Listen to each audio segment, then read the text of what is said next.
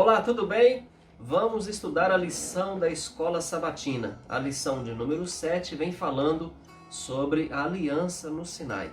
O verso para memorizar se encontra em Êxodo capítulo 19, verso 4, que diz assim: Vocês viram o que fiz aos egípcios e como levei vocês sobre asas de águia e os trouxe para perto de mim. Conta-se a história de que um garoto de uma família de 7 irmãos tinha muita dificuldade com o alimento. Raramente ele podia tomar um copo de leite sem ter que dividir com os irmãos. O primeiro que tomasse copo de leite precisava cuidar para sobrar para dividir para os demais irmãos. Certo dia, esse garoto sofreu um acidente. Foi levado para o hospital. Finalmente a enfermeira entrou dentro do quarto. Depois de ter acomodado o garoto, trouxe-lhe um copo de leite cheinho. Ele olhou para aquele copo de leite, fez uma pergunta para a enfermeira: "É para eu tomar tudo?" Ela então parou, com um nó na garganta, olhou para o garoto e disse: "Sim, meu filho, é para você tomar tudo, pode tomar tudo." Esta história ilustra a realidade da história de Israel, que viveu sobre privações, sobre limitação, vivendo 430 anos como escravos lá no Egito.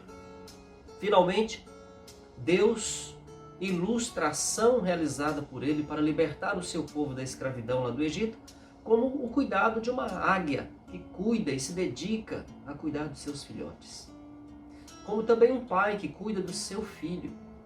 Deus tirou Israel da escravidão, trouxe para uma terra de liberdade, e finalmente Deus realiza uma aliança lá no Monte Sinai com o seu povo. Na aliança firmada de Deus com Israel, Deus queria desenvolver relacionamento, estreitar os laços de relacionamento com a nação israelita.